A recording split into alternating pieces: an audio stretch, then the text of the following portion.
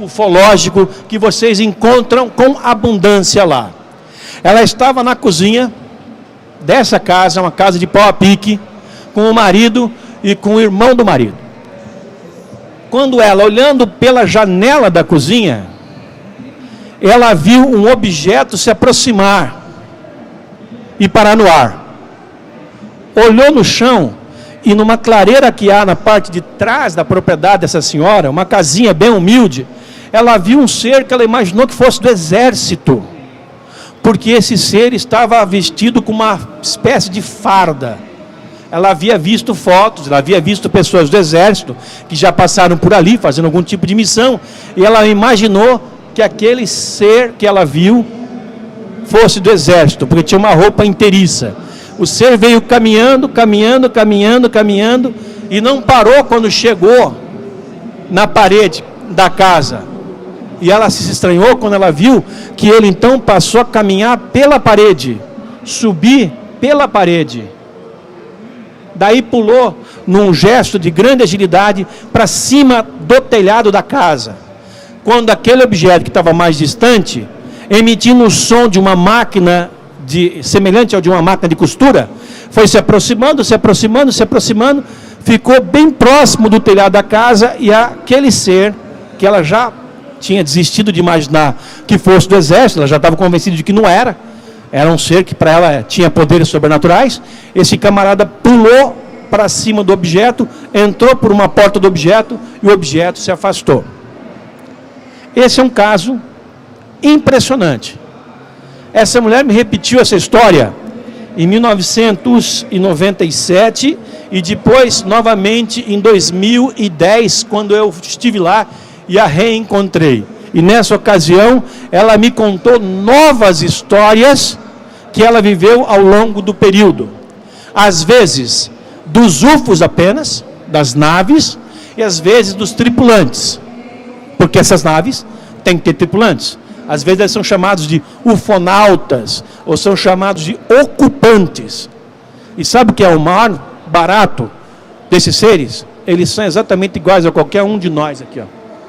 Eles não têm várias pernas, tentáculos, eles não têm 8 olhos, eles têm um corpo exatamente igual ao do ser humano. Eles têm 2 pernas, 2 braços, um tronco, uma cabeça, um pescoço. A cabeça tem 2 olhos, tem um nariz no meio, tem uma boca embaixo do nariz, tem 2 orelhas, uma de cada lado. Eles são exatamente iguais a nós.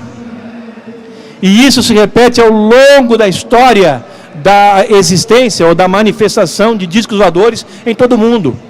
Em 99,9% das vezes em que um UFO pousou e um tripulante saiu, visto à distância ou tendo contato com uma testemunha, um ser humano, uma pessoa que ali estivesse, esses seres foram descritos sempre em 99,99% dos casos. Ou seja, a cada 1000, no máximo, um caso diverge. Os outros 999 casos, os seres tinham formato humano. Numa indicação claríssima de que a humanidade não está confinada no planeta Terra, ou não está confinada ao planeta Terra, mas está espalhada por muitos planetas, vivendo por aí. Só que em alguns deles, essas humanidades, elas evoluíram mais rapidamente, ou tiveram um início no seu processo de avanço tecnológico há mais tempo do que nós, e estão, portanto, à nossa frente. E tem hoje condições de fazer voos interplanetários e chegar até aqui e assustar a pobre velhinha Dona Luzia lá na vila de Acajatuba, a coisa de 80 quilômetros a oeste de Manaus. Esse é um caso muito interessante. Está aí a senhora com o macaquinho na mão. O macaquinho que está aqui na mão, não é aquele ali é o marido, tá? O outro caso também bastante interessante, que é um exemplo de uma ocorrência que se encontra muito lá. Ela aconteceu com o Nailson. O Nailson, quando eu o conheci e estive com ele pela primeira vez, numa viagem em 2001 ou 2002, ele já tinha tudo aquilo ali de filho. No ano passado que eu estive lá, ele já tinha o dobro.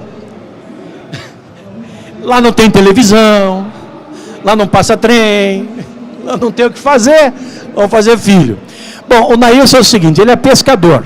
Ele mora no arquipélago de Anavilhanas. Ele cansou de ver essas bolas de luz aparecer, surgir em cima da canoa de onde ele estava pescando. E ele se joga no rio e vai para lá, vai para cá. Um dia ele encheu o saco e pegou a espingarda dele e atirou nesse objeto. Uma vez, 2 vezes, 3 vezes. E ele era bom de pontaria. Ele conta com orgulho que ele caça paca, e paca às vezes são pequenas, no meio da mata e acerta um tiro a 100 metros de distância. Isso é uma proeza. O objeto que ele diz, em que ele diz ter atirado, era um objeto grande, que ele estimou como tendo um diâmetro de 5 ou 6 metros e não estando a mais de 100 metros de distância entre umas árvores. Então ele tem certeza que ele acertou no UFO, no objeto, mas o objeto nem se mexeu. Isso também é muito comum, pessoas atirarem em UFOs. As pessoas muitas vezes agem por reflexo. Em certas regiões do país, as pessoas andam armadas. De repente estão lá no seu cavalo, no seu campo, no seu carro, em algum lugar, vem aquele objeto, tem uma sensação de que aquilo é algo hostil, desce chumbo, manda chumbo. E em alguns casos, infelizmente, houve um revide por parte desses seres e isso causou algumas tragédias.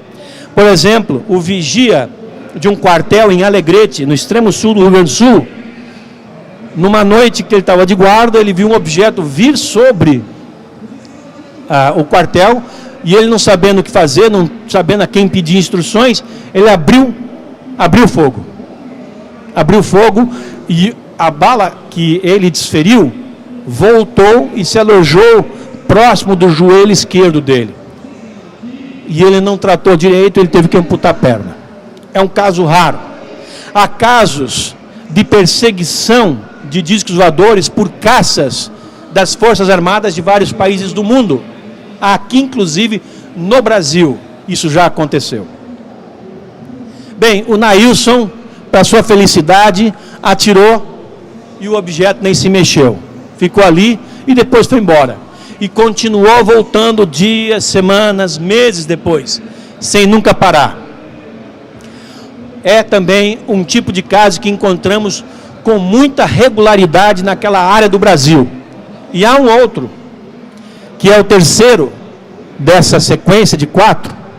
Não me lembro se são 4, são 3. São 4 ou 3. É deste homem aqui. Eu selecionei algumas ocorrências que pudessem dar um panorama do que há de mais contundente na manifestação do fenômeno UFO nessa região do Brasil. Quando eu me refiro a fenômeno UFO, eu estou enxergando avistamentos, pousos, contatos. Para vocês terem uma ideia mais clara de como isso acontece, a cada 100 avistamentos ocorre um pouso. A cada 10 pousos, em média, é visto um tripulante. A cada 3, 4 observações de tripulantes, nós temos o que chamamos de abdução, quando a pessoa é levada para bordo do disco voador. Então, para vocês terem uma ideia, os avistamentos, então, são bastante comuns, tanto de dia quanto de noite. Já os pousos, que é quando a ufologia fica mais quente, porque aí a gente tem a evidência física para examinar, que são as marcas deixadas pela nave, esses são mais raros. E evidentemente que a observação de tripulantes é ainda mais rara. Bem, entre a grande quantidade de ocorrências que englobam o fenômeno UFO, está um para o qual nós não temos ainda explicação, mas que é muito interessante, e que ocorreu a esse senhor do terceiro caso que eu estou apresentando.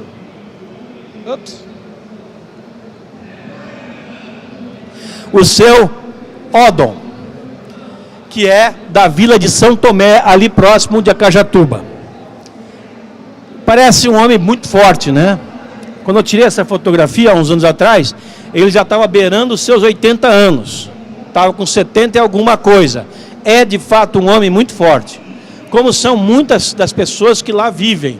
que estão habituadas a um trabalho duro e a uma vida mais natural do que a que nós levamos aqui. Não tem estresse, não tem nem carro onde ele mora, não tem nada, mal é mal, usa um barco de vez em quando. Pois um fenômeno aconteceu a esse senhor numa certa ocasião, muito interessante. Ele estava com a sua esposa doente e não sabia o que fazer. Ele era à noite, não havia médico, não havia recurso, e ele pensou que a saída mais viável era levar a mulher até a casa dos parentes dela. Isso aconteceu uns 20 anos antes dele ter me concedido essa entrevista. Ou seja, quando ele ainda estava com seus 50 e poucos anos. Ou